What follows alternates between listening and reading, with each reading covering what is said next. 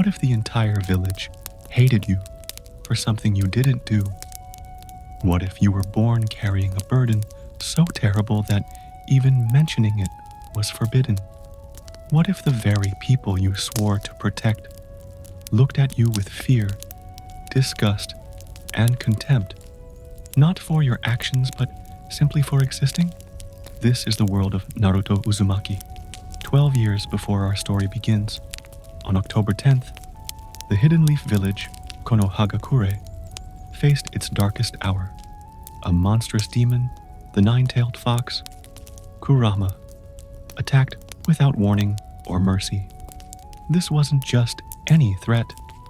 This was a creature of legend, a chakra beast of unimaginable power, with 9 tails that could level mountains and summon tsunamis with a single swipe.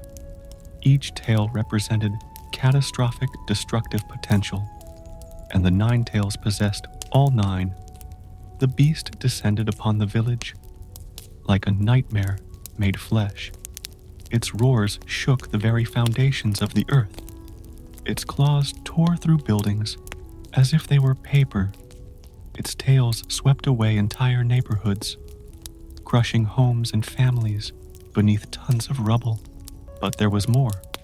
The seal required a vessel, a newborn infant whose chakra system was still developing, malleable enough to contain the demon's overwhelming power.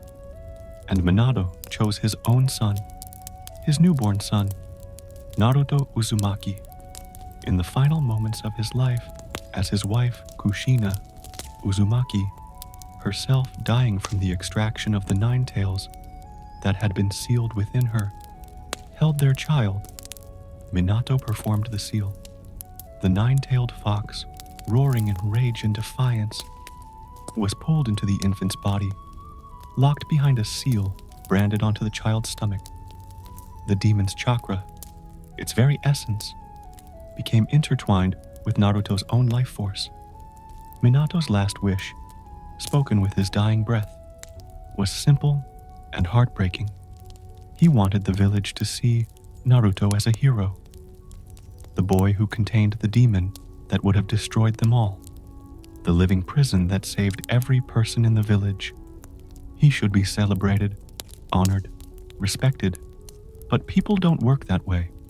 The third Hokage, Hiruzen Sarutobi, who had retired but returned to lead after the fourth's death, decreed that Naruto should indeed be seen as a hero, the vessel that contained the beast that would have destroyed them all. He even made it illegal to speak of the 9 tails' existence within Naruto, hoping that the younger generation would simply accept the boy without prejudice. But secrets have a way of spreading like poison through whispers. The adults knew, the parents knew, and they made certain their children knew too.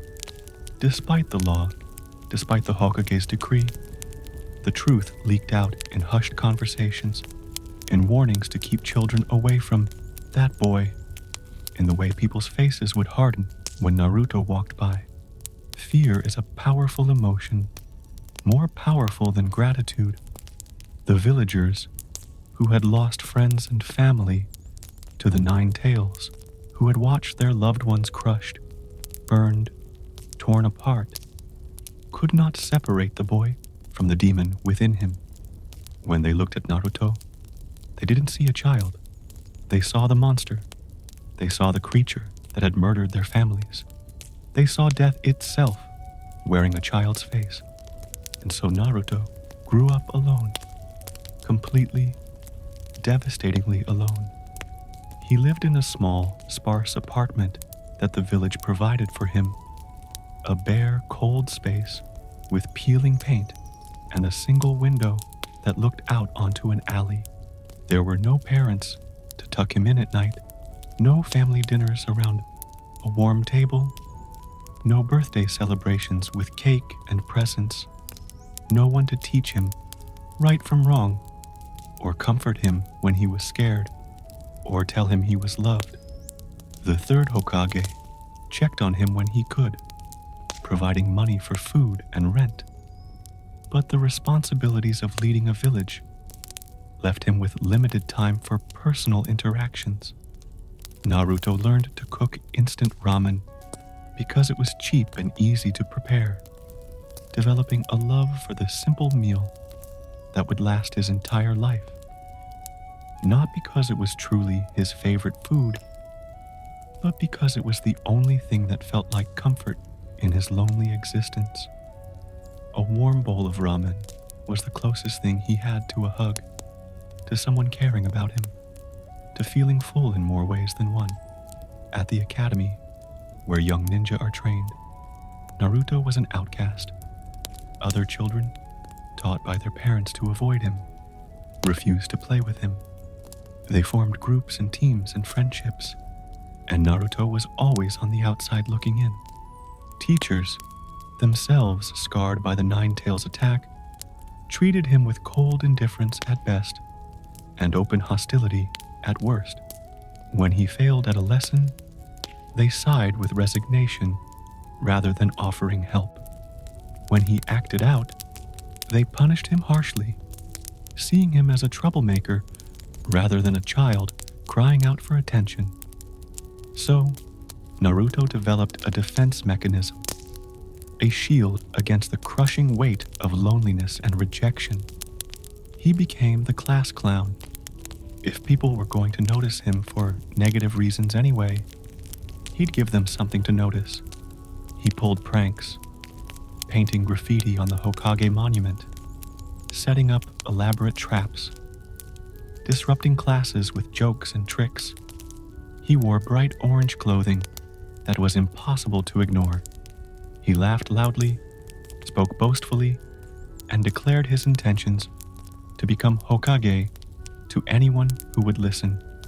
If he couldn't be loved, he'd be noticed.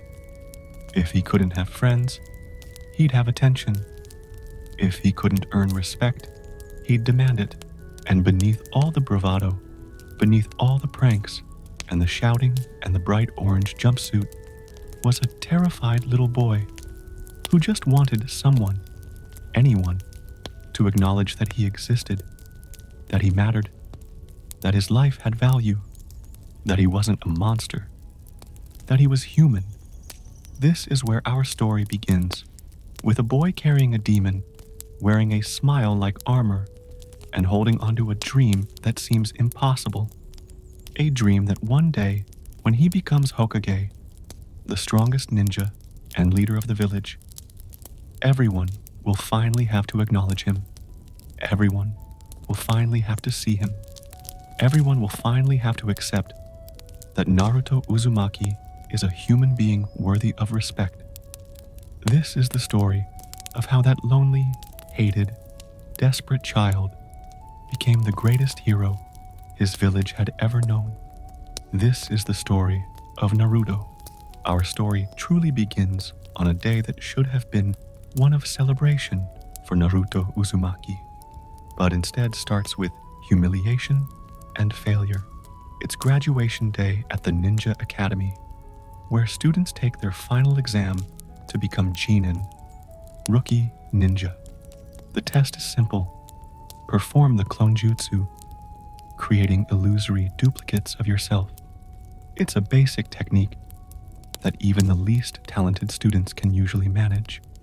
But when Naruto steps forward to demonstrate, something goes terribly wrong. He creates clones. Yes, but they're pathetic, pale, lifeless, lying on the ground like deflated balloons. The room falls silent. Other students snicker. The instructor, Iruka Umino, looks at Naruto with a mixture of disappointment and resignation, and tells him the truth. He's failed. Everyone else passes. Everyone else receives their headband, the forehead protector that marks them as official ninja of the Hidden Leaf Village. Everyone else takes their first step toward their dreams. Everyone except Naruto. Haku fights like a desperate tool trying to complete his mission. They exchange blows that would kill normal Chunin, and the ice dome starts to crack under the strain of their power. Meanwhile, outside the dome, Kakashi and Zabuza's fight has escalated. Kakashi has been using the Sharingan to copy Zabuza's techniques and predict his movements, but Zabuza is experienced enough to adapt. They've been trading water-style jutsu, creating whirlpools and waves that flood parts of the bridge. Water-style, water shark bomb, jutsu. Zabuza forms a massive shark made of water that charges at Kakashi. Water-style, water shark bomb, jutsu. Kakashi copies the technique instantly, creating his own water shark that collides with Zabuza's. Zabuza growls in frustration. The Sharingan is even more annoying than he remembered. Every technique he uses, Kakashi copies and counters. It's like fighting a mirror. You can't copy your way out of this, Kakashi. Zabuza forms hand signs faster than before, preparing a new jutsu. But then, something happens that changes everything. A man named Mizuki, one of the academy instructors, approaches Naruto with a proposition. He tells Naruto that there's a secret makeup exam, a way for him to graduate despite failing the official test. All he has to do is steal a sacred scroll from the Hokage's residence, the Scroll of Sealing, which contains forbidden jutsu, and learn one technique from it. Do that, and he'll be given his headband and allowed to graduate. Naruto, desperate to prove himself, doesn't question this offer. He doesn't consider why a teacher would ask him to steal from the Hokage. He doesn't wonder why this makeup exam is secret. He just sees an opportunity to finally succeed, to finally become a ninja, to finally prove he's not worthless. And so, that night, Naruto breaks into the Hokage's residence and steals the Scroll of Sealing. It's actually easier than it should be. Naruto is naturally stealthy when he wants to be. Years of evading angry shopkeepers and frustrated teachers have honed his ability to move undetected. It's a tragic purpose, being born solely to serve someone else's dream, having no value beyond being a tool. That's messed up, Naruto says, breathing heavily. You're a person, not a tool. You should have your own dreams. I was born with no purpose? Haku replies softly. Zabuza-sama gave me one. For that, I'll gladly be his tool, until the moment I die. And that's when they hear it. The sound of Kakashi preparing his most powerful technique. Outside the dome, Kakashi has gathered a massive amount of chakra in his hand, forming it into visible lightning that crackles and screams. This is Chidori, the lightning blade, an assassination technique Kakashi created himself. It's called 1,000 birds because of the sound it makes, like 1,000 birds chirping at once. Zabuza, seeing the technique coming, tries to dodge, but Kakashi has used the Sharingan to predict his every move. There's nowhere to go. The Chidori will hit. Haku sees this too, and makes his choice. He uses the last of his strength to move at incredible speed. Using his eye, the technique is difficult, yes, but it's straightforward. And Naruto, despite his reputation as a talentless failure, possesses enormous chakra reserves, a side effect of the 9 tails sealed within him. While most genin struggle to create even a handful of shadow clones without exhausting themselves, Naruto finds he can create hundreds, possibly thousands. He practices through the night, failing repeatedly, but gradually getting better. Sweat drips down his face. His muscles ache. His chakra wavers. But he doesn't give up. He never gives up. That's the one thing Naruto knows how to do. Keep trying, no matter how many times he fails. Hours pass, and then Iruka finds him. Iruka Umino is different from the other instructors. While most teachers at the academy treated Naruto with cold indifference, or barely concealed disdain. Iruka tried, not always successfully, but he tried, to see past the nine tails and recognize the boy beneath. Iruka himself is an orphan. His parents killed during the Nine Tails attack 12 years ago, because he was my tool, Zabuza says, his voice harsh. A tool that served its purpose and broke. That's all. But it's a lie, and everyone can hear it. The pain in Zabuza's voice is real, and that's when Gato arrives. The businessman appears on the bridge with an army of thugs, dozens of men armed with weapons, ready to kill everyone present. Well, well, Gato says, his voice dripping with false cheer. Looks like the demon of the hidden mist has been defeated. Perfect timing. Zabuza, still holding Haku, looks up at Gato with confusion. What are you doing here? I'm here to finish the job you failed to complete, Gato says with a cruel smile. You see, I never intended to pay you. You're too expensive, Zabuza. Why pay a rogue ninja when I can just kill you and the bridge builder myself? My men will handle it from here. He laughs, and his thugs laugh with him. Then Gato does something unforgivable. He kicks Haku's body, mocking the dead boy. What a waste. This pretty little thing is dead. And for what? For a dream that was never going to happen. Iruka throws himself in the path of the shuriken, taking the weapon in his back to protect Naruto. He falls to the ground, bleeding, gasping in pain, and Naruto stands frozen, the weight of the revelation crushing down on him like a physical force. It all makes sense now. Every hateful glare, every whispered conversation that stopped when he approached, every shopkeeper who overcharged him or refused to serve him, every parent who pulled their child away when he came near, every lonely night in his empty apartment, every birthday spent alone, every meal eaten in silence, every moment of his entire life, feeling like there was something fundamentally wrong with him, something that made him unworthy of basic human kindness.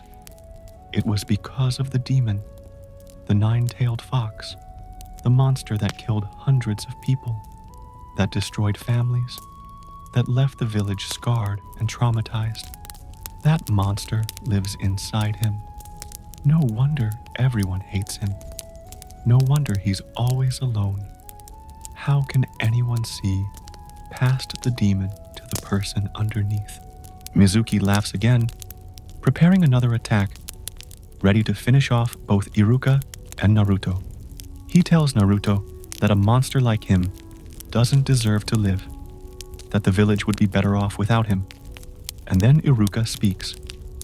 Bleeding, barely able to move, Iruka Umino looks at Naruto and tells him something no one has ever told him before. He tells Naruto that he's not the Nine Tails. He tells him that he's Naruto Uzumaki, a student of the Hidden Leaf Village. He tells him that he knows Naruto's pain, knows his loneliness, knows what it's like to act out, because you're desperate for someone to see you as more than a problem to be solved. He tells Naruto that he's proud of him, that despite everything, Naruto never gave up on his dream, never stopped trying to prove himself, never let the hate of others turn him into a monster. You're a student I can be proud of, Iruka says, his voice shaking with pain and emotion. You're Naruto Uzumaki of the Hidden Leaf Village. And something breaks inside Naruto, but in a good way, like a dam releasing years of pent-up pressure. Someone sees him. Someone acknowledges him. Someone believes in him, not the demon. Him, Naruto Uzumaki. When Mizuki attacks again, Naruto doesn't run. He doesn't freeze. He performs the multiple shadow clone technique, filling the entire clearing with hundreds, thousands of copies of himself. The mass of orange-clad ninja overwhelms Mizuki completely, beating him unconscious in seconds. Later, when the third Hokage arrives and the situation is explained, Iruka makes a decision. He removes his own headband, the forehead protector that marks him as a ninja of the Hidden Leaf Village, and places it on Naruto's head. "Congratulations," he says, smiling through the pain of his injuries. "You graduate." For the first time in his life, Naruto cries tears of pure joy. Someone believes in him. Someone sees his worth. Someone is proud of him. This is the first step on Naruto's journey, from hated orphan to beloved hero. But the road ahead is long, dangerous, and filled with challenges that will test not just his strength, but his very humanity.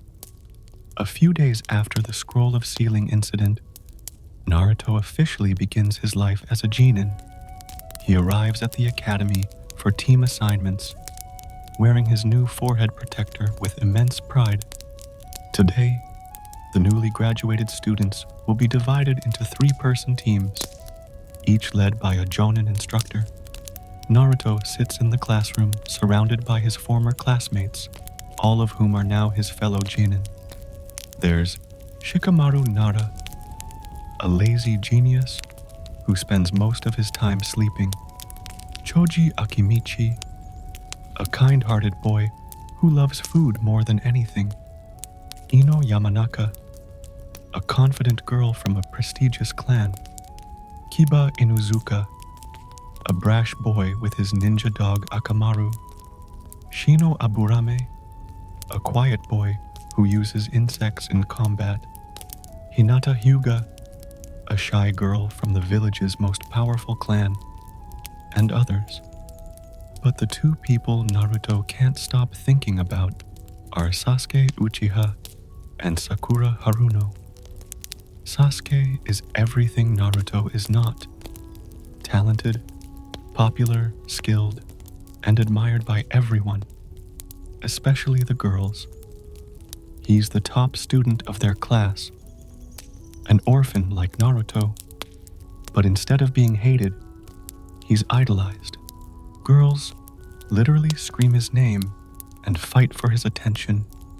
He comes from the Uchiha clan, once the most prestigious clan in the village, though Naruto doesn't yet know the dark truth, that Sasuke is the sole survivor of his clan's massacre, carried out by his own brother, Itachi Uchiha. Sasuke witnessed his parents' murder, endured psychological torture via genjutsu from Itachi, and was told he wasn't even worth killing. Since that night, Sasuke has lived with a single purpose: to become strong enough to kill his brother and avenge his clan. Sasuke sits by the window, cold and distant, ignoring the gaggle of girls, including Sakura, who try to get his attention. Sakura Haruno, meanwhile, is the girl Naruto has a massive crush on. She's pretty, smart, and among the top kunoichi in their class. She's also completely, hopelessly infatuated with Sasuke and sees Naruto as an annoying pest. She has a large forehead, which she's self-conscious about, and a sharp temper when provoked. Naruto's constant attempts to impress her usually end in rejection or physical violence. When the instructor, Iruka, begins announcing the team assignments, Naruto feels his stomach twist with anxiety. "Please don't put me with Sasuke," he thinks. "Anyone but Sasuke." "Team 7, Iruka announces. Naruto Uzumaki, Sasuke Uchiha, and Sakura Haruno. Naruto screams in protest. Sakura screams in horror at being teamed with Naruto, not Sasuke. Sasuke just sighs. This is possibly the worst team combination imaginable. Naruto and Sasuke have an intense rivalry, fueled by Naruto's jealousy of Sasuke's skills and Sasuke's disdain for Naruto's lack of refinement. Sakura is obsessed with Sasuke, and views Naruto as a nuisance. None of them want to work together.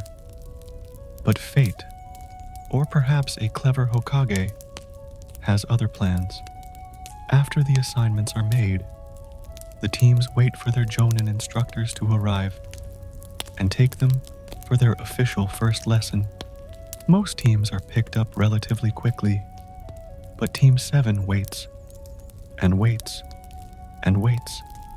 Hours pass. Naruto, growing impatient and bored, sets up a trap for their instructor, an eraser balanced on the door that will fall on whoever opens it. Sakura tells him it's stupid and disrespectful.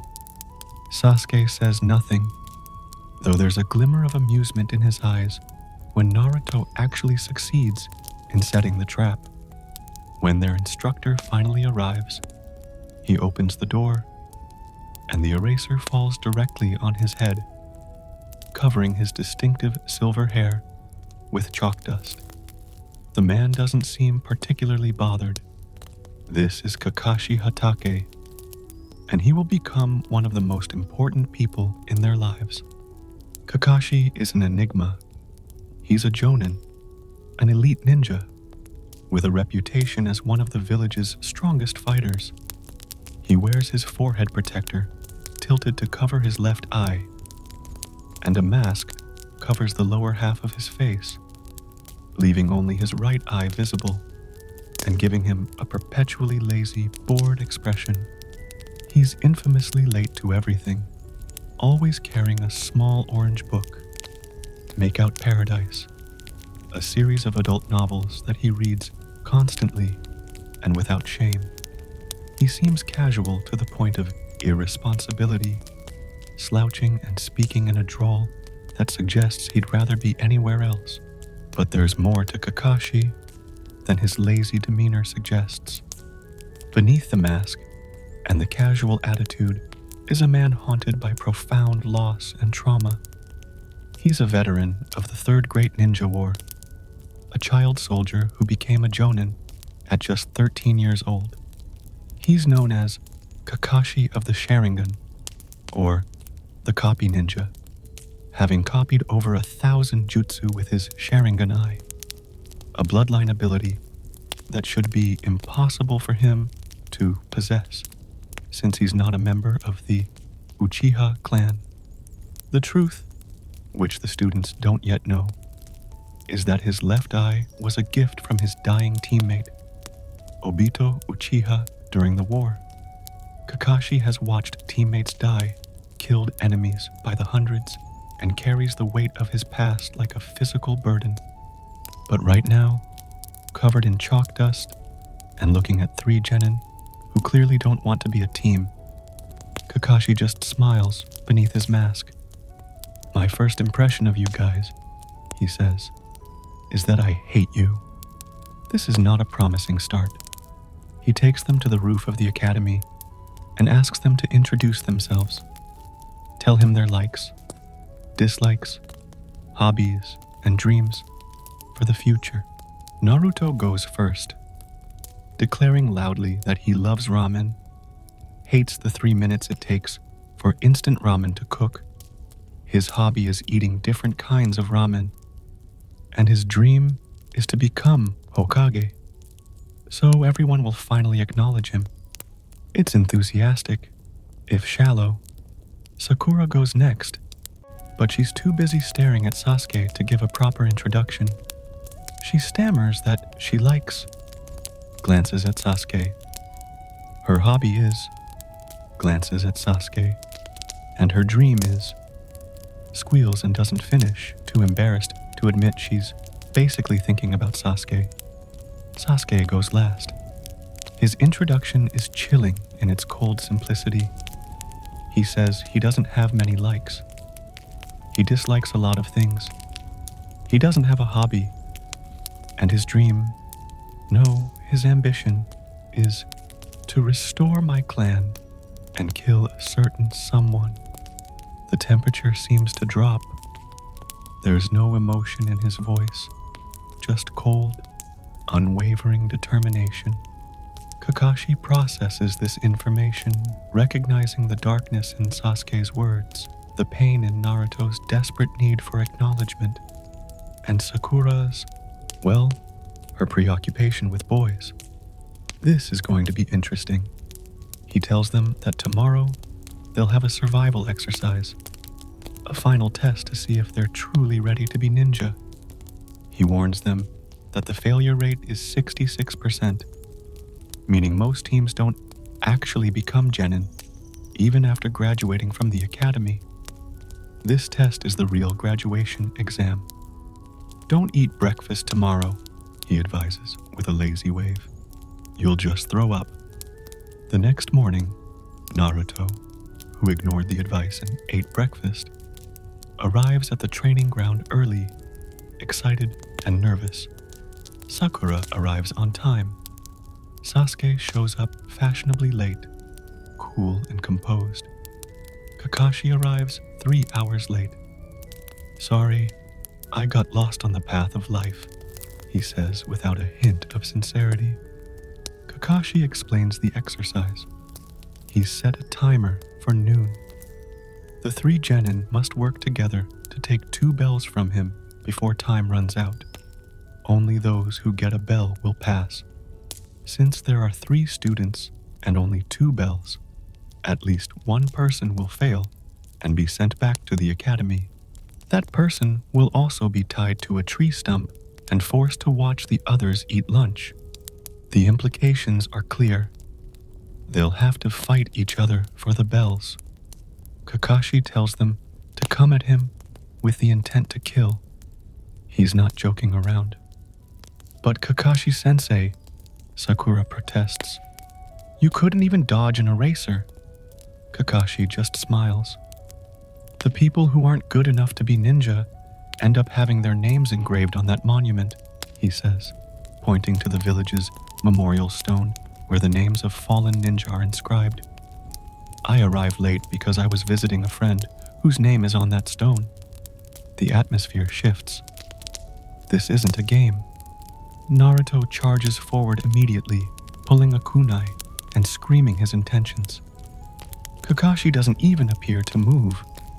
But suddenly Naruto is disarmed, and Kakashi is behind him, holding Naruto's own kunai to his head.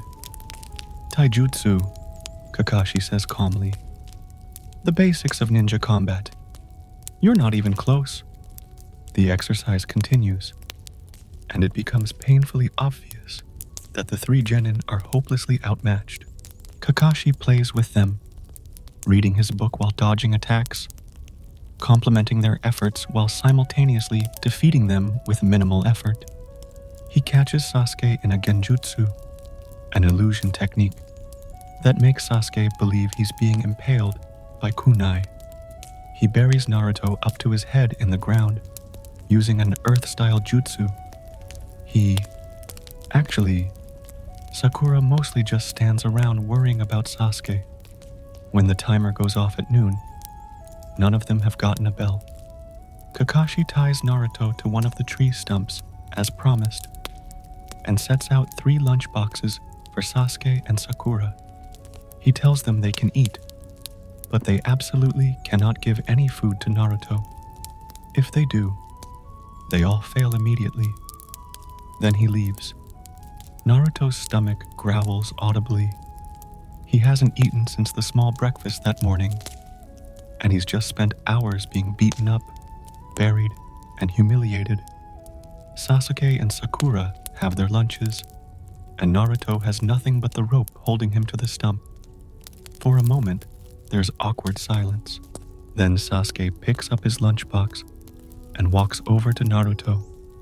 Without a word, he holds some food out to Naruto, offering to feed him. If you don't eat, you won't have strength, Sasuke says simply. You'll just be in the way. Sakura hesitates, but then she too offers her lunch to Naruto, unable to watch him suffer. This is when Kakashi reappears in a swirl of leaves and killing intent so intense that the 3 genin freeze in terror. The sky darkens. The air crackles with chakra. Kakashi's single visible eye is cold and merciless. "You," he says, his voice dropping to a dangerous whisper. "You all?" The three students brace for punishment, for failure, for being sent back to the academy in disgrace. "You pass." "Wait, what?"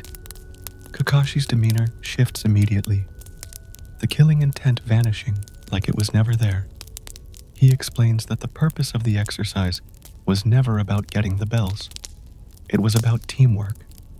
In the ninja world, those who break the rules are trash, but those who abandon their friends are worse than trash.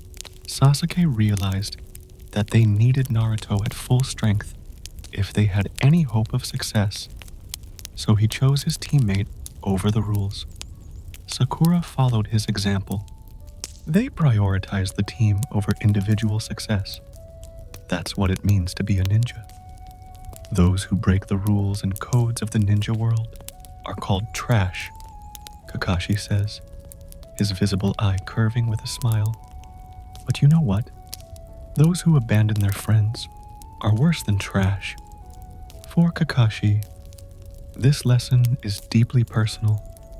He's thinking of Obito, the teammate who died saving him, who taught him that lesson with his own life. He's thinking of Rin, another teammate he lost. He's thinking of everyone he's ever fought beside and lost. The memorial stone bears the names of people precious to him, and he will not let these students forget what truly matters. Team 7 officially becomes a Genin squad. Naruto, still tied to the post, grins widely. Sakura looks relieved. Sasuke permits himself the smallest hint of a smile. They don't know it yet, but this moment, this decision to prioritize each other over personal gain, will define their relationship for years to come. They're not friends yet. They barely tolerate each other, but they're a team, and that's a start. For the next few weeks, Team 7 takes on D-rank missions, the lowest level assignments available to rookie Genin. These are not glamorous tasks. They're not exciting adventures involving combat and saving lives. They're mundane, often humiliating chores that the villagers don't want to do themselves and are willing to pay the village to handle. Team 7 catches a runaway cat. Multiple times. The same cat. Tora is possibly the most frequently lost and most hated cat in the entire village. They pull weeds from gardens. They paint fences. They help with grocery shopping. They babysit small children. It's mindless, boring work that makes Naruto want to scream with frustration. He didn't train to become a ninja, so he could chase cats and pull weeds. He wants real missions, exciting, dangerous missions that will test his skills and bring him closer to his dream of becoming HOKAGE. After yet another day of tedious tasks, Naruto finally loses his patience. In the Hokage's office, as the third Hokage is about to assign them another D-rank mission, probably involving that damned cat again, Naruto explodes. "Enough with these stupid missions," he shouts, slamming his hands on the desk. "Give us a real mission, something important." Iruka, who's present in the office, immediately begins to lecture Naruto about respecting rank and understanding that all missions are important, no matter how small. The Hokage raises his hand to stop Iruka, and to everyone's surprise, he considers Naruto's demand. "Very well," the third Hokage says, stroking his beard thoughtfully. "I'll give Team 7 a C-rank mission. You'll serve as bodyguards on a journey." A bodyguard mission. Naruto's eyes light up. This is what he's been waiting for. A chance to prove himself, to show that he's more than just a class clown who chases cats. "Bring in the client," the Hokage instructs. The door opens, and an old man walks in, or rather, stumbles in. He's clearly drunk, swaying on his feet, holding a bottle of sake in one hand. He has a gray beard, wears work clothes, and looks distinctly unimpressed by what he sees. This is Tazuna, the Hokage explains, a bridge builder from the land of waves. He's hired us to protect him on his journey home and guard him while he completes construction of a bridge. Tazuna looks at Team 7 with open disdain. His eyes linger on Naruto, who's practically vibrating with excitement, then move to Sakura, who's trying to look professional, and finally to Sasuke, who's being Sasuke. "What is this, a joke?" Tazuna says, taking a swig from his bottle. "They're just kids, especially the short one, with the stupid look on his face." Naruto is furious. "I'm going to kill you," he shouts. But Kakashi puts a hand on his shoulder, restraining him. "Relax, Naruto," Kakashi says in his lazy drawl. "You're not allowed to kill the client. It's bad for business." Despite Tazuna's objections and continued insults, the mission is accepted. Team 7 will escort Tazuna to the Land of Waves, a small island nation, and protect him while he completes his bridge.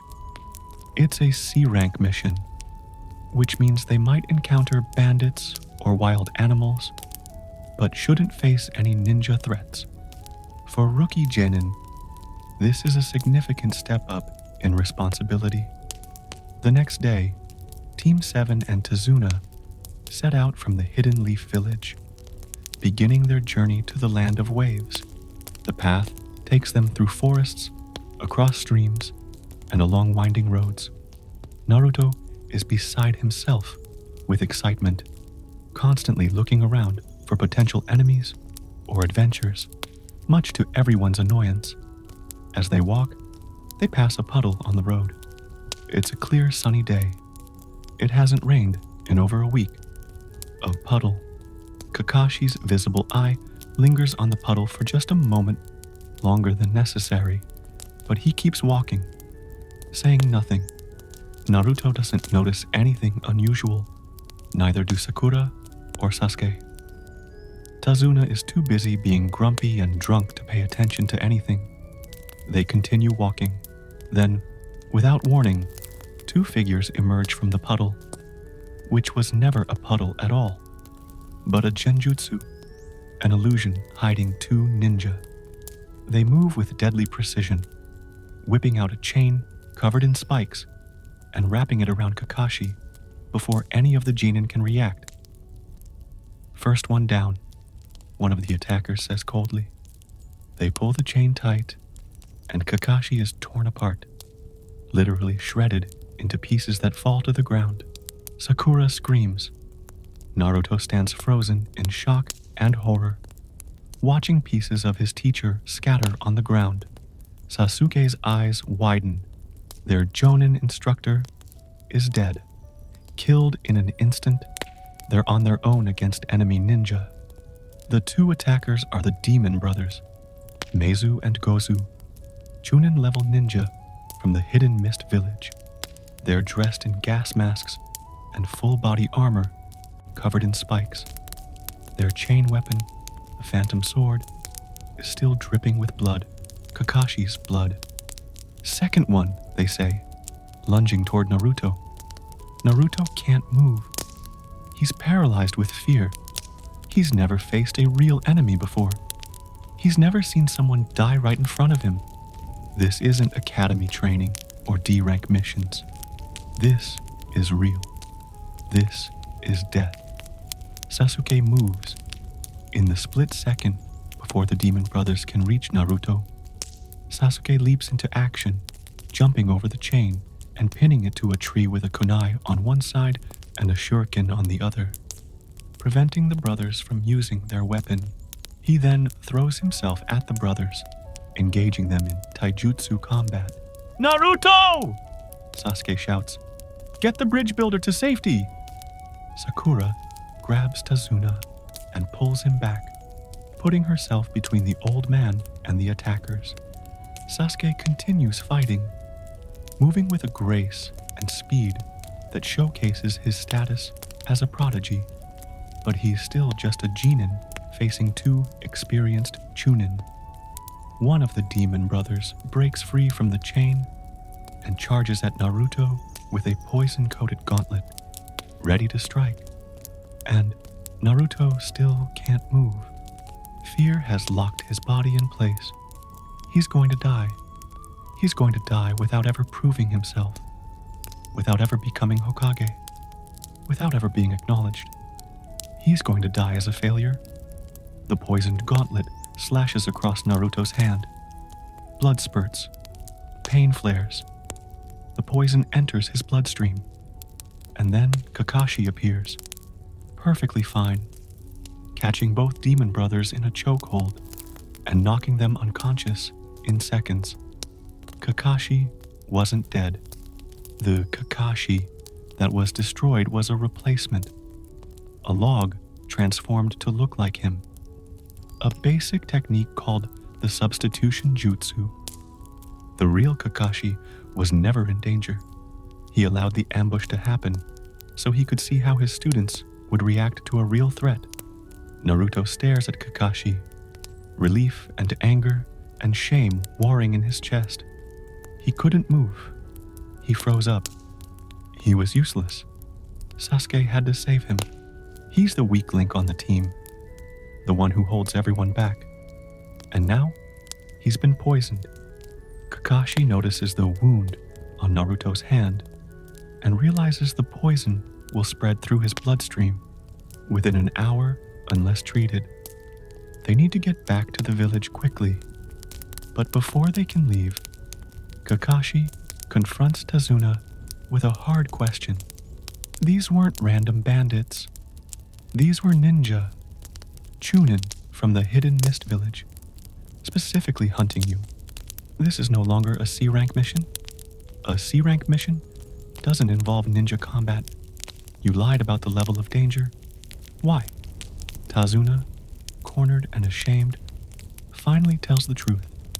He explains that the Land of Waves is in crisis. A wealthy businessman named Gato, owner of a massive shipping company, has taken control of the country, monopolizing all trade and commerce. Gato has essentially become a dictator, using his wealth and private army of thugs to control everything. He's turned the Land of Waves from a prosperous island nation into a place of poverty, fear, and desperation. Tsunade is building a bridge that will connect the Land of Waves to the mainland, breaking Gato's monopoly on sea travel. Once the bridge is complete, the country will have access to trade routes that bypass Gato's shipping company, freeing them from his control. Gato, naturally, wants Tsunade dead. The Land of Waves is poor, Tsunade explains. They don't have the money for a B-rank or A-rank mission that would involve ninja combat. They could barely afford the C-rank. If Team 7 turns back now, Tsunade will die. The bridge will never be completed, and the Land of Waves will remain under Gato's brutal control. His daughter and grandson will suffer. His friends and neighbors will continue to starve. I don't blame you if you abandon me, Tsunade says quietly. But if you do, my 8-year-old grandson will cry, and my daughter will live in sadness. But don't worry about us. We'll just suffer under a ruthless dictator until we die. Haku fights like a desperate tool trying to complete his mission. They exchange blows that would kill normal genin, and the ice dome starts to crack under the strain of their power. Meanwhile, outside the dome, Kakashi and Zabuza's fight has escalated. Kakashi has been using the Sharingan to copy Zabuza's techniques and predict his movements, but Zabuza is experienced enough to adapt. They've been trading water-style jutsu, creating whirlpools and waves that flood parts of the bridge. Water style. Water Shark Bomb. Jutsu. Zabuza forms a massive shark made of water that charges at Kakashi. Water Style. Water Shark Bomb. Jutsu. Kakashi copies the technique instantly, creating his own water shark that collides with Zabuza's. Zabuza growls in frustration. The Sharingan is even more annoying than he remembered. Every technique he uses, Kakashi copies and counters. It's like fighting a mirror.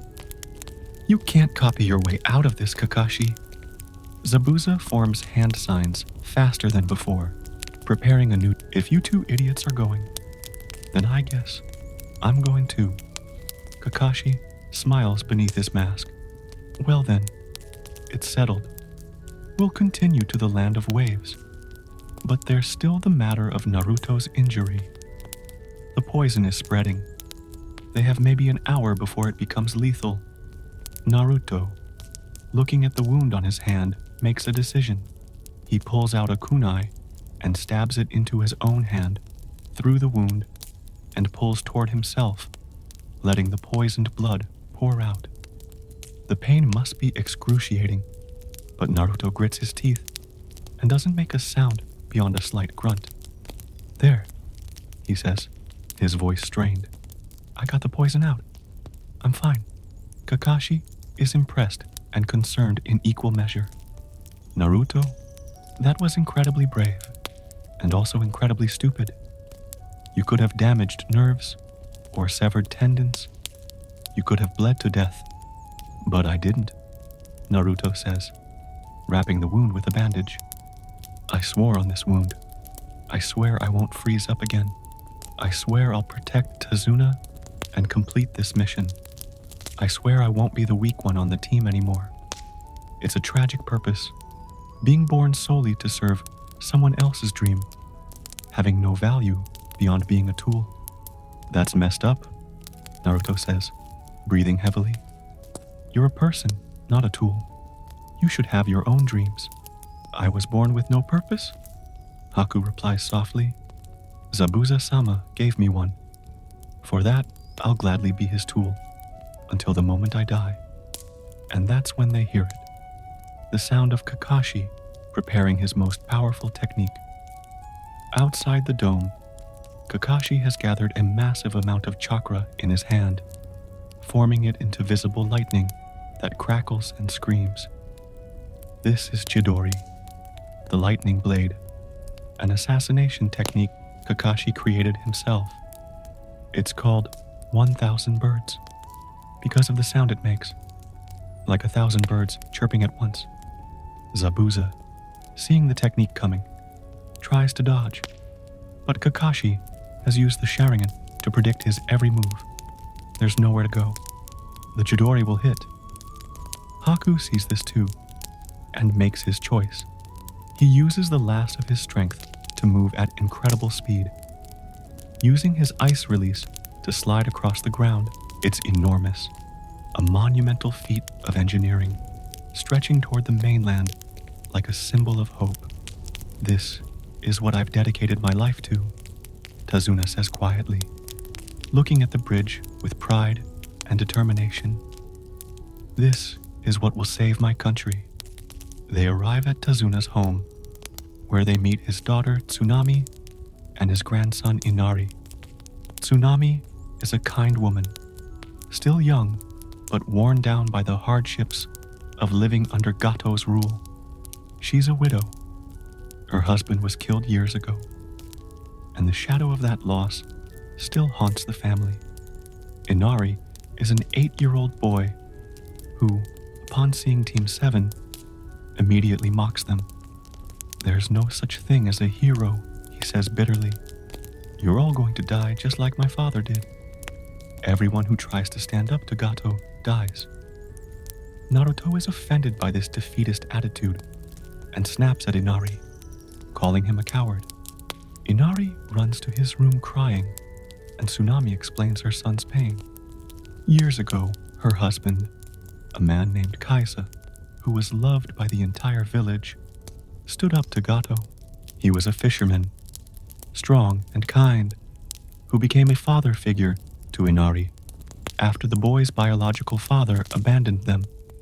Kaiza brought hope to the land of waves, inspiring people to believe that they could resist Gato's tyranny. Gato responded by capturing Kaiza, torturing him publicly in the town square, and then executing him in front of everyone, including Inari. The boy watched his father figure die, watched Gato's men beat and kill the one person who made him believe in heroes. Since that day, Inari has believed that heroes don't exist, that fighting back is pointless, and that hope is a lie that only brings more pain. Naruto, who grew up lonely but never gave up on his dream, struggles to understand Inari's despair. He doesn't have the life experience yet to truly grasp what it means to have your hope crushed so brutally. But he knows, instinctively, that giving up is not the answer. The team settles in for the night. Tomorrow, they'll begin protecting Tazuna in earnest as he returns to work on the bridge.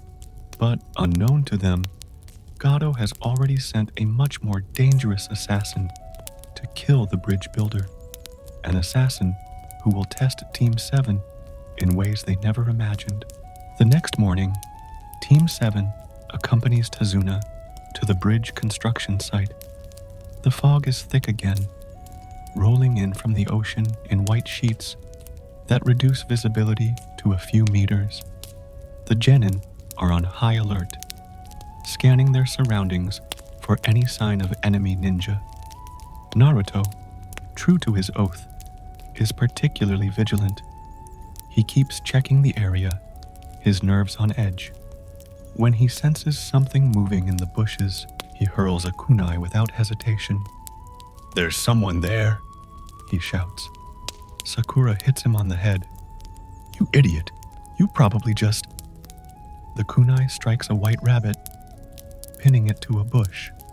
The rabbit is terrified but unharmed, the weapon having deliberately missed its body by inches. Naruto immediately breaks down, apologizing to the rabbit, hugging it, and promising he didn't mean to scare it. Sakura and Sasuke sigh at his antics, and Tazuna mutters something about incompetent ninja. But Kakashi is staring at the rabbit intensely, his visible eye narrowed. "A snow rabbit?" he says quietly. "So?" Sakura asks. "Snow rabbits are only white during winter. They molt and change color in other seasons to blend in with their environment." Kakashi's voice is tense now, his body language shifting from relaxed to combat ready. This rabbit is white, which means it's been raised indoors. Someone bred it specifically to use for a replacement jutsu. His visible eye widens. "Everyone get down!"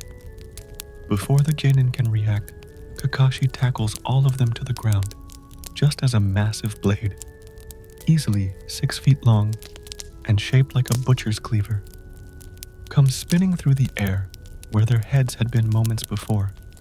The sword embeds itself in a nearby tree with a heavy thud, and standing on the sword's handle, one foot planted casually on the weapon, as if it's the most normal thing in the world, is a man who looks like he stepped out of a nightmare. He's tall, muscular, shirtless, except for arm warmers and baggy pants. His lower face is wrapped in bandages like a mask, and his forehead protector, bearing the symbol of the Hidden Mist Village, is tilted sideways. But the most striking feature is his eyes. Cold, merciless, the eyes of someone who has killed so many people that taking another life means absolutely nothing to him. "Well, well," the man says, his voice raspy and menacing. "If it isn't Kakashi Hatake, the copy ninja, this is an unexpected pleasure." Kakashi stands, positioning himself between Team 7 and the assassin. "Zabuza Momochi," he says, recognition and wariness clear in his tone. "A rank missing nin from the Hidden Mist Village." known as the Demon of the Hidden Mist. They say you participated in your village's graduation exam when you were 8 years old and single-handedly killed over 100 students. Zabuza laughs, a harsh sound without humor. Ah yes, those were good times. They had to change the entire graduation system after that. I made history. He's not bragging. He's stating a fact. He murdered over 100 children, other students, potential ninja, kids with families and dreams, and he feels nothing but nostalgia about it. This is bad. Dad, Kakashi says to his students, his voice grave. Very bad. Protect Tazuna.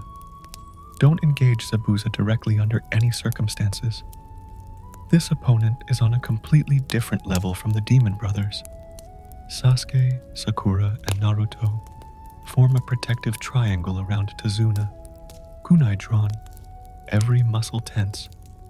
They can feel the killing intent radiating from Zabuza like a physical pressure, making it hard to breathe, hard to think.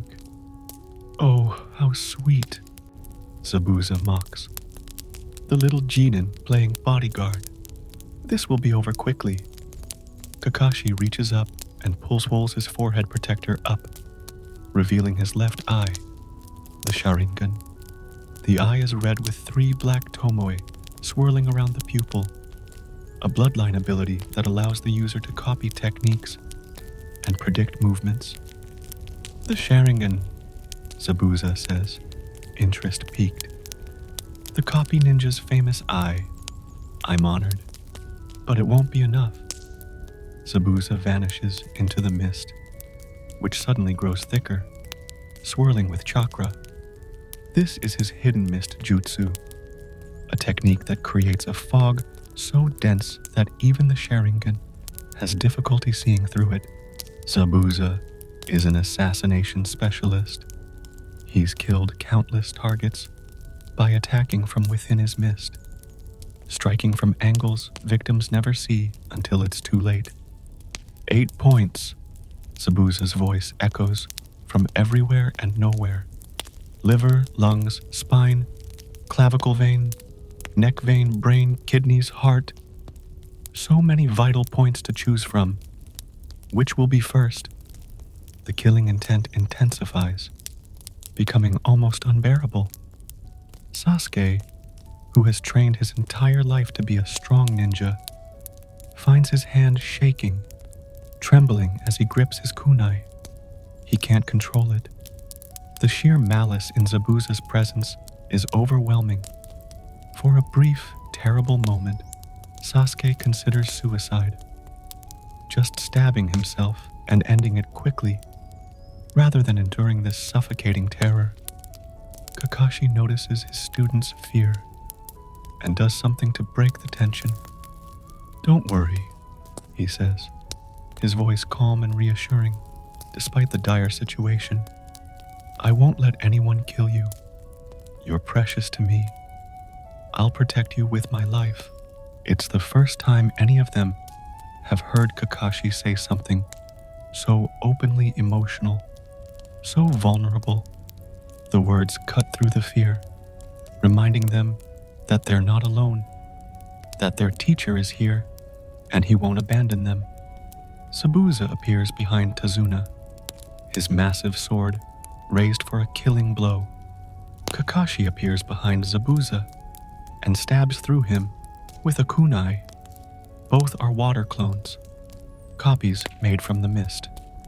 The real Zabuza and the real Kakashi are elsewhere, testing each other, probing for weaknesses.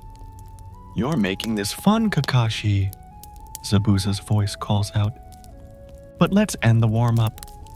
The real Zabuza appears behind Kakashi, grabs him in a powerful hold, and before Kakashi can escape, hurls him into a nearby lake. As Kakashi surfaces, gasping, Zabuza performs a series of hand signs at incredible speed. Water style, water prison, jutsu. Water swirls around Kakashi, forming a sphere that traps him completely. He's suspended inside, unable to move, unable to breathe properly, utterly helpless. Zabuza keeps one hand on the water prison, maintaining the jutsu, and creates a water clone with his other hand to deal with the genin. Now then, Zabuza's clone says, approaching the Team 7 with a deliberate slowness. Time to clean up the children. They're on their own. Their Jonin instructor is captured and helpless. They're 3 rookie genin against a legendary assassin. The odds of survival are essentially 0. Kakashi, trapped in the water prison, tries to tell them to run, to abandon the mission and save themselves. But Naruto, remembering his oath, remembering that he swore he wouldn't freeze up again, refuses.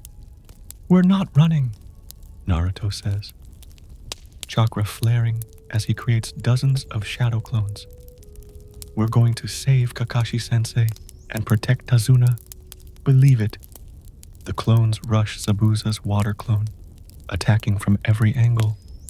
Zabuza's clone swings his massive sword in a wide arc, and the shadow clones burst into smoke, dispelled in an instant. But it was a distraction. Naruto pulls out a large shuriken, a Fuma shuriken, a massive throwing star weapon, and hands it to Sasuke. Their eyes meet, and without words, they understand each other's plan. For the first time, they're truly working together. "Demon Wind Shuriken, Windmill of Shadows," Sasuke shouts, hurling the shuriken at Zabuza with all his strength. Zabuza catches it easily with one hand, not even bothering to dodge. "Is that the best you can?" A second shuriken emerges from the shadow of the first, the real attack. Sasuke used the shadow shuriken technique, hiding a second weapon in the first's shadow. Zabuza is forced to jump over it to avoid being hit, but that's exactly what they wanted. The second shuriken passes beneath Zabuza, flying toward the water prison where Kakashi is trapped, and then it transforms. It was never a shuriken at all. It was Naruto, transformed using his transformation jutsu. Naruto throws a kunai at the real Zabuza, forcing him to release the water prison to dodge the attack. Kakashi is free. "Nice work, Naruto," Kakashi says, impressed despite the dire situation. "You've grown. Now it's a real fight. Kakashi versus Zabuza, both at full strength. They move at speeds the genin can barely track, exchanging taijutsu strikes, throwing kunai and shuriken, forming competing hand signs for jutsu. Water erupts from the lake, manipulated by both ninja as they use water-style techniques against each other. "Water style! Water dragon jutsu!"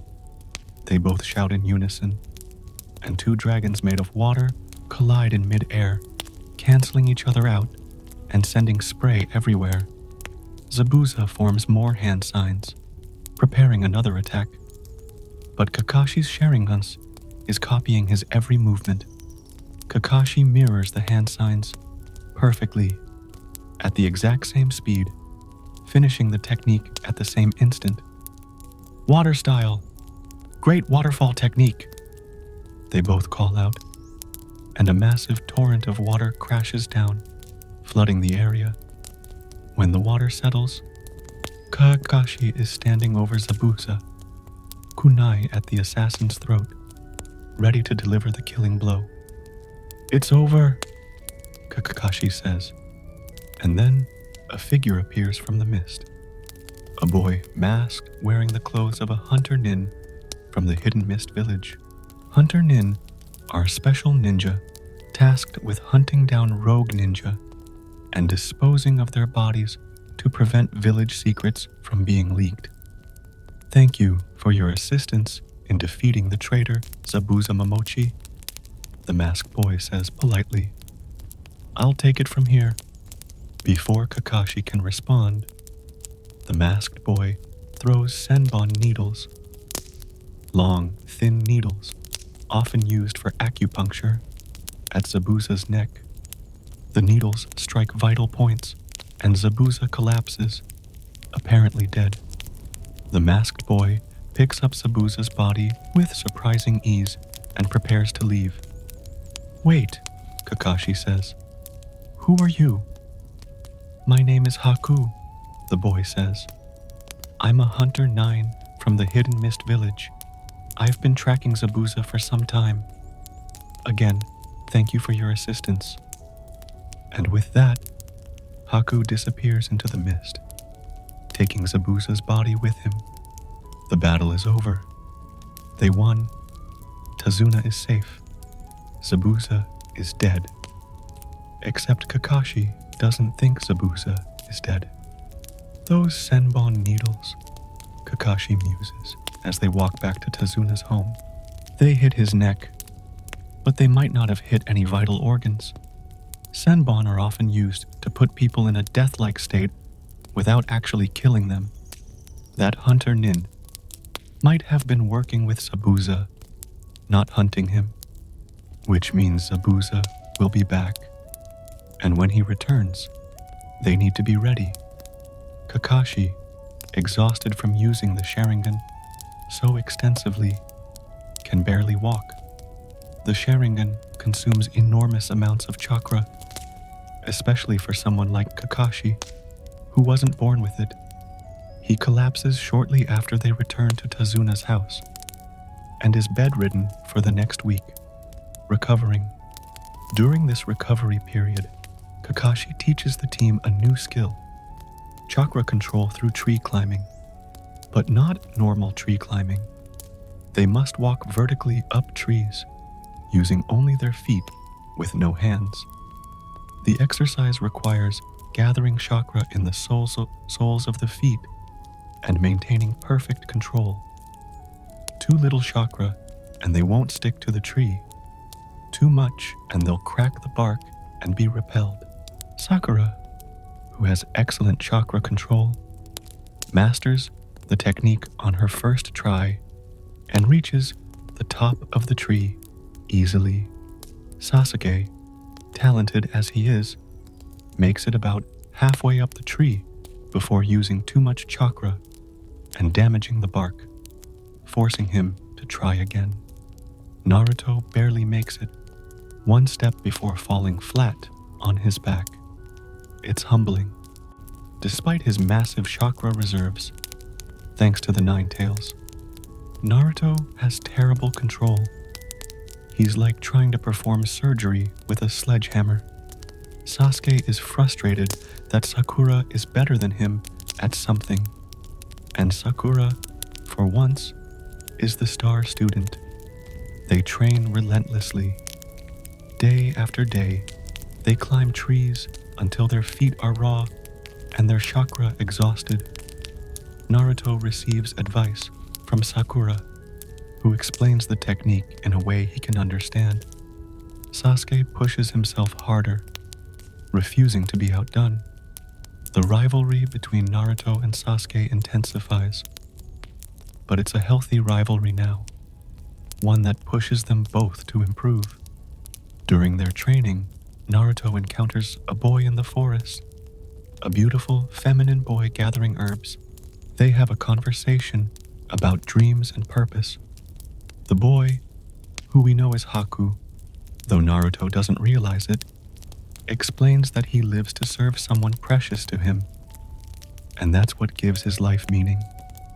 When a person has someone precious to protect, Haku says gently, that's when they can become truly strong. Naruto, thinking of his team and Tazuna's family, understands. He has people he wants to protect now. That's what will make him stronger. Meanwhile, Inari continues to struggle with his trauma and hopelessness. He watches Naruto train with such determination, watches the ninja who are willing to risk their lives for strangers, and he can't understand it. Why do they keep trying when failure means death? One night, Naruto confronts Inari, frustrated by the boy's defeatist attitude. "You don't know anything," Inari shouts, tears streaming down his face. "You don't know what it's like to really suffer. You don't know what it's like to watch someone you love die." Naruto, anger flashing in his eyes, responds in a way that shocks everyone. "You're right," he says quietly.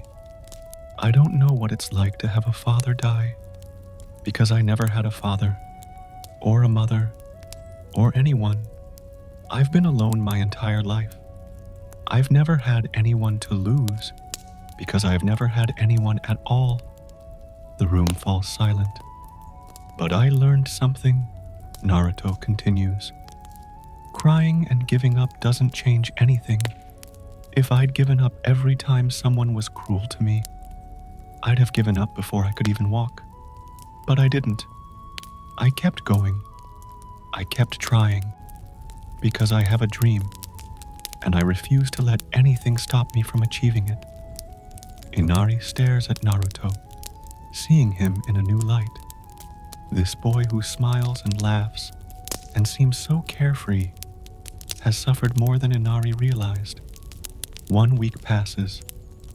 Kakashi recovers, and as they escort Tazuna to the bridge one foggy morning, they discover that Zabuza is very much alive, and he's brought Haku with him. The final battle for the Land of Waves is about to begin. The bridge is shrouded in mist again, thick and oppressive. The same hidden mist jutsu that Zabuza used before, but this time, Team 7 is better prepared. They've trained, they've grown stronger, and Kakashi is at full strength. "Long time no see, Kakashi." Zabuza's voice echoes from within the mist. "I see you've brought those brats with you again. And here I was, hoping to kill you while you were recovering at that old man's house. Sorry to disappoint." Kakashi replies calmly, Sharingan already activated. "But if you want the bridge builder, you'll have to go through me first." "Oh, I intend to. But first..." Zabuza snaps his fingers. "Haku, take care of the brats." Haku appears from the mist, masked and carrying senbon needles. He moves towards Sasuke and Naruto with fluid, graceful steps. "Sakura," Kakashi orders, "stay with Tazuna and protect him. Sasuke, Naruto, you two handle Haku together. I'll deal with Zabuza." "But Kakashi-sensei..." Sakura starts to protest. "That's an order. Believe in your teammates." Sasuke and Naruto move to intercept Haku, while Kakashi engages Zabuza directly. The two battles begin simultaneously. Haku is faster than either Genin expected. He throws senbon needles with precision, forcing Sasuke and Naruto to dodge and weave, never staying still. They try to coordinate their attacks, but Haku moves like water, flowing around their strikes. "You're skilled for academy students," Haku says, his voice soft and almost regretful. "But you're not ready for this level of combat." Haku forms one-handed hand signs, an incredible feat of skill that most ninja can't replicate, and ice begins to form in the air around them. Secret technique: crystal ice mirrors. Sheets of ice materialize out of nowhere, forming mirrors that surround Sasuke and Naruto in a dome. Haku steps into one of the mirrors, and his reflection appears in all of them simultaneously. He can move between the mirrors at incredible speed, effectively attacking from every direction at once.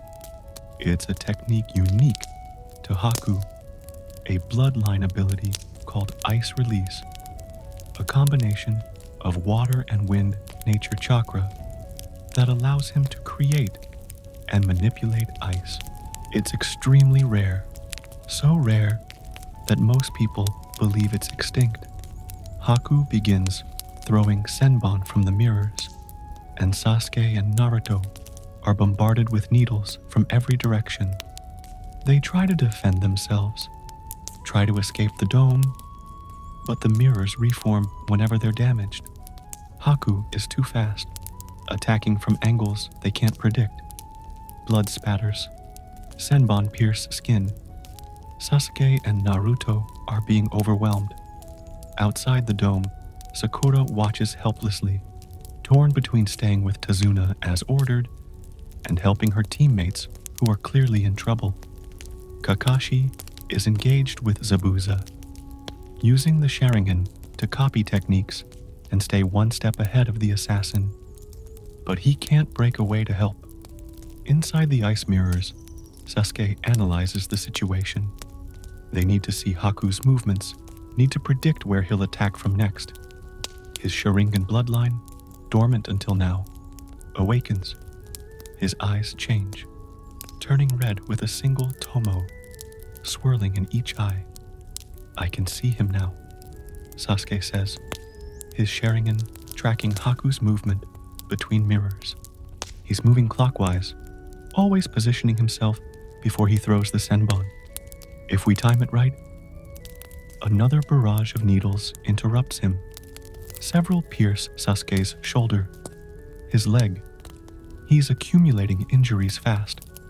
Naruto, watching Sasuke unlock the Sharingan, watching him get yet another advantage, another special ability that Naruto doesn't have, feels the familiar sting of jealousy. But this isn't the time for that. They need to work together. Sasuke, Naruto shouts. Your Sharingan can see him, right? Then I'll create an opening. When I do, you finish him. Naruto creates shadow clones, dozens of them, and they all charge at the mirrors from different angles simultaneously. Most are destroyed by Haku's Senbon before they reach the ice, but a few make it through, attacking the mirrors and forcing Haku to focus his attention. Sasuke, using the split-second distraction, leaps toward one of the mirrors, where he saw Haku appear. He's fast, faster than he's ever been, and his fist connects. But Haku is faster. He slips out of the mirror at the last second and appears behind Sasuke, Senbon raised. I'm sorry, Haku says quietly, and throws. Naruto sees it happening in slow motion, Haku throwing the Senbon, Sasuke unable to dodge, the needles heading straight for vital points that will kill him instantly. Naruto moves. He throws himself in front of Sasuke, and the Senbon, meant for Sasuke's throat and heart, strike Naruto instead. Dozens of needles piercing his arms, his chest, his back. Non-fatal hits, but painful and debilitating. Naruto collapses. His vision blurs. Everything hurts. Naruto! Sasuke catches him before he hits the ground. Why did you idiot, couldn't let my teammate die? Naruto gasps, blood dripping from his mouth. That's what teammates do, right? Sasuke, who has spent his entire life alone, who watched his clan get massacred, who believed he could only rely on himself, feels something crack inside his chest. Naruto took those needles for him. Naruto, the dead last, the class clown, the person Sasuke thought was beneath him, just risked his life to save Sasuke's. And Sasuke realizes Naruto is precious to him. This loud, annoying, determined idiot has become someone Sasuke can't bear to lose. Something awakens in Sasuke. His Sharingan evolves, the single tomo in each eye becoming two. His chakra surges, power flooding through him in waves he can barely control. He stands, leaving Naruto's unconscious body on the ground, and looks at Haku with cold fury in his Sharingan eyes. You made a mistake, Sasuke says, his voice low and dangerous. You hurt my teammate. Haku sees the change in Sasuke and knows he's in trouble. This genin just unlocked a new level of power through emotional trauma, a common trigger for sharing an evolution. Haku needs to end this quickly. He attacks with everything he has, throwing Senbon from multiple angles, moving between mirrors at maximum speed. But Sasuke's evolved Sharingan can track him now. Not perfectly, Haku is still faster than Sasuke can fully react to, but enough. Sasuke dodges some attacks, blocks others, and manages to land a solid hit on one of the mirrors, cracking it. Lion combo, Sasuke shouts, a technique he learned from watching Rock Lee fight during training. He strikes Haku with a rapid series of taijutsu hits, kicks, and punches that send Haku reeling. But Haku has been holding back. As a tool created to serve Zabuza, Haku has always limited his lethality. He hits non-vital points. He shows mercy. He gives opponents chances to surrender. It's not weakness. It's his nature. Despite being raised as an assassin, despite everything Zabuza taught him, Haku has retained his humanity. "I'm sorry," Haku says again. And this time there's genuine sorrow in his voice. "But if Zabuza-sama's dream is to be realized, I must be a better tool. I must kill you now." He raises his Senbon, aiming for Sasuke's heart. And that's when the air around them becomes oppressive with malevolent chakra. Naruto's unconscious body begins to change. Red chakra, the Nine Tails chakra, leaks out, surrounding him in a visible aura. His wounds begin to heal at an impossible rate. His whisker marks darken. His eyes turn red, with slitted pupils. He looks up, and the expression on his face is feral, inhuman. This is the first time the Nine Tails power has truly manifested in Naruto. Triggered by rage at seeing Sasuke in danger and the pain from his injuries, the demon fox, sensing its host's desperation, pushes chakra through the seal. Naruto moves with speed that surpasses anything he's shown before, appearing in front of Haku and striking with a clawed hand. The hit connects, and Haku is thrown across the ice, crashing hard. Sasuke watches, stunned and disturbed. This isn't Naruto. This is something else. Something terrifying and powerful that wears Naruto's face. Haku realizes he needs to stop holding back. He can't afford mercy anymore. Not against this.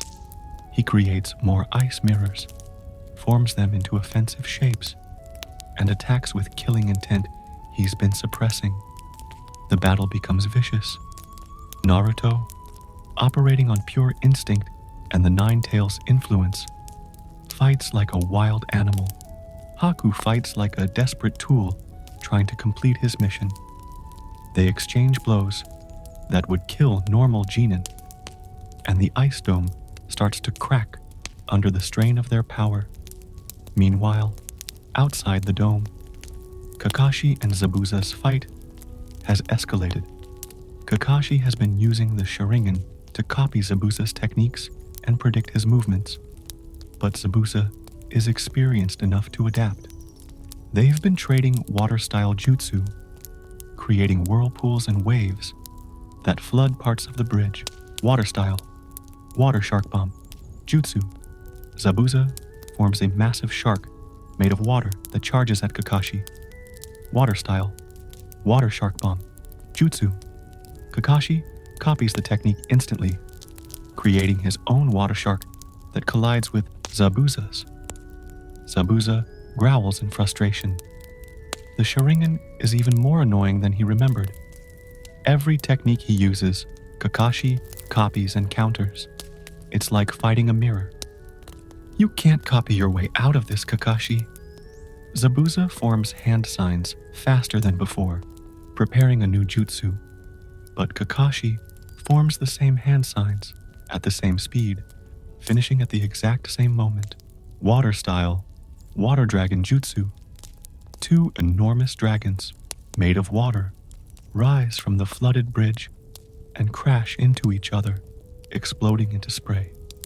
Back inside the ice dome, Naruto's Nine-Tails enhanced form begins to fade. The chakra is too much for his body to handle for extended periods, and the seal is pulling it back. He's exhausted, the demon's influence receding, leaving him conscious, but barely able to stand. Haku, also exhausted and injured, makes a decision. He steps out of the mirrors, breaking his own technique, and stands before Naruto and Sasuke.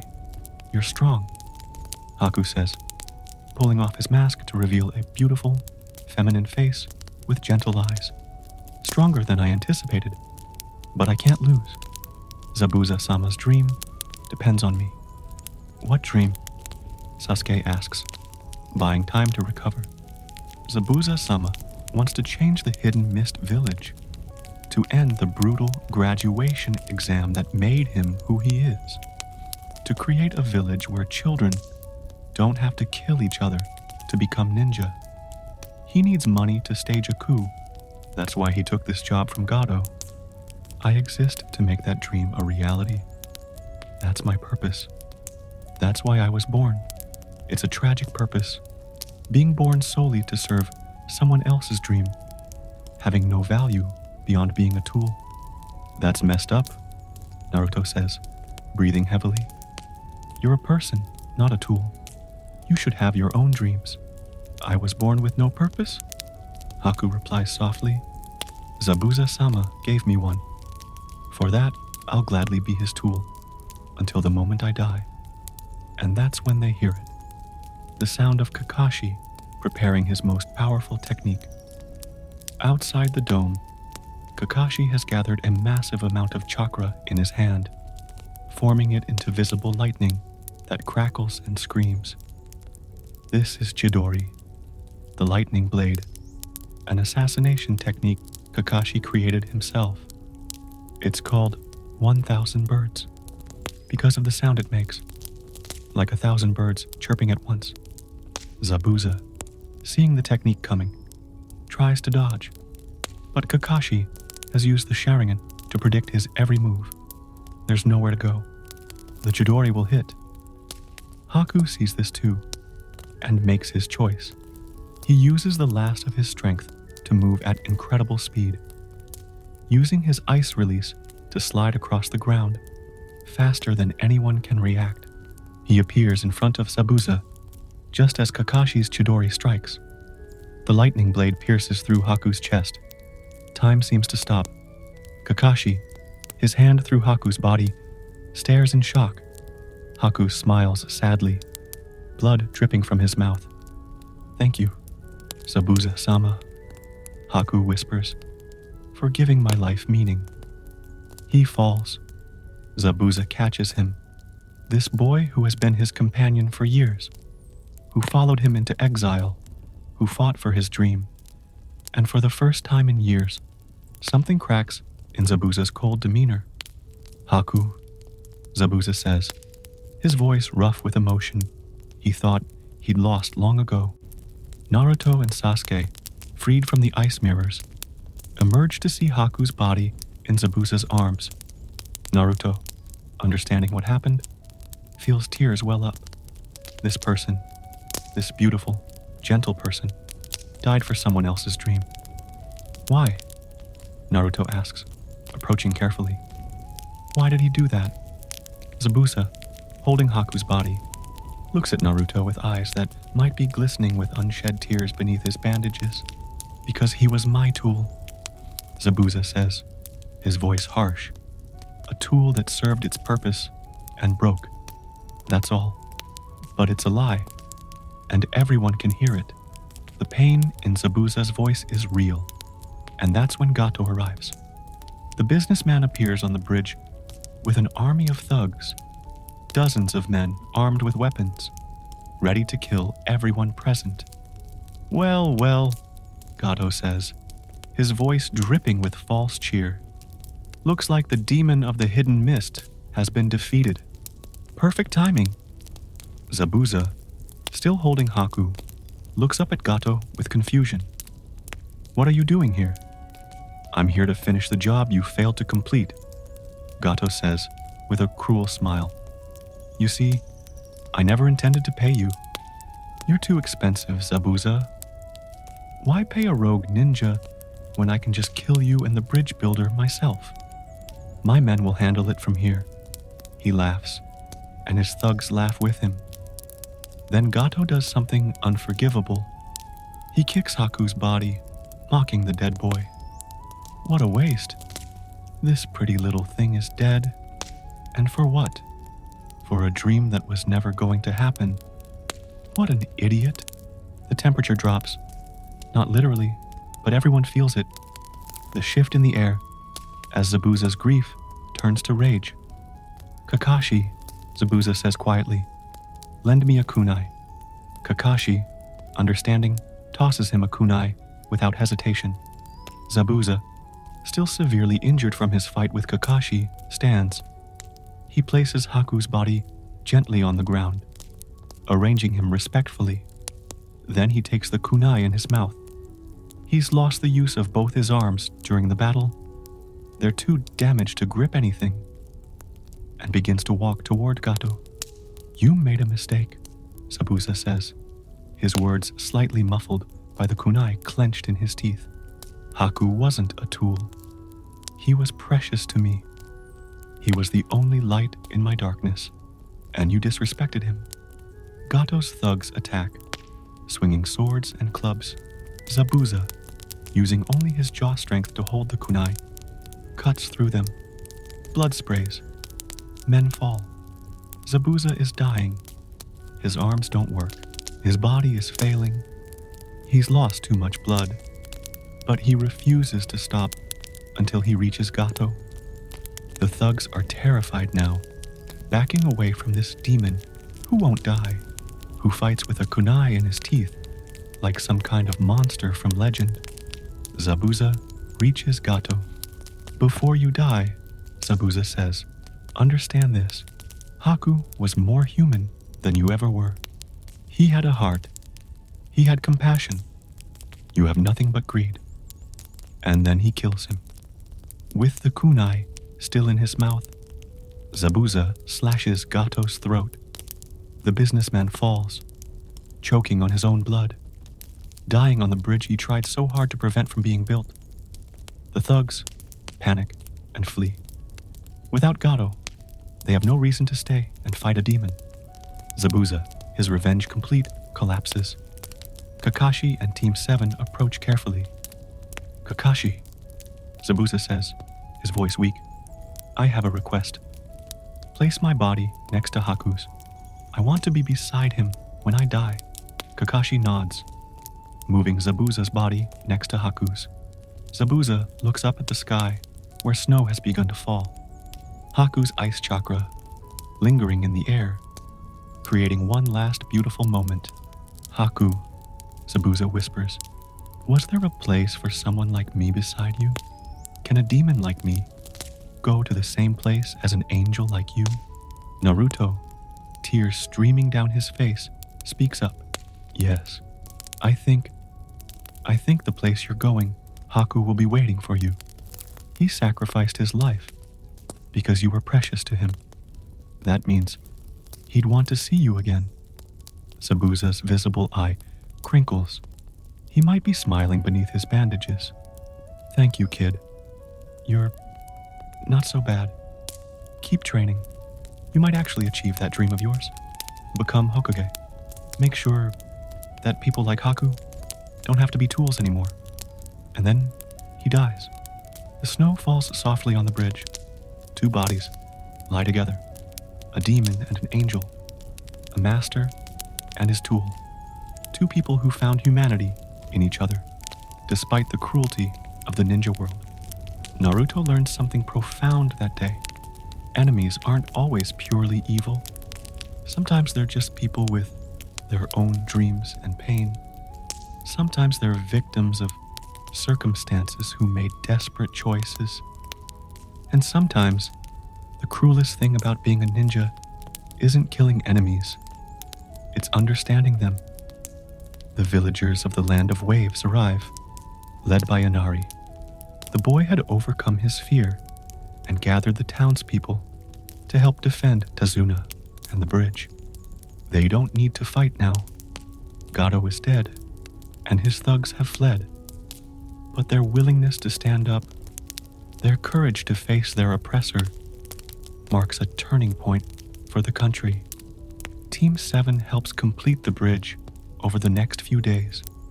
When it's finished, Tazuna insists on naming it the Great Naruto Bridge, in honor of the boy who inspired his grandson to believe in heroes again.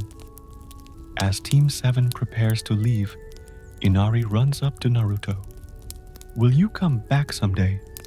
Inari asks, no longer the cynical, hopeless boy he was. "Of course." Naruto grins. "I'll come back when I'm Hokage, and you'd better have become an awesome ninja by then." They return to the Hidden Leaf Village, changed. They left as rookies playing at being ninja. They return having faced real danger, real death, and real moral complexity. They've learned what it truly means to be shinobi, and their journey has only just begun.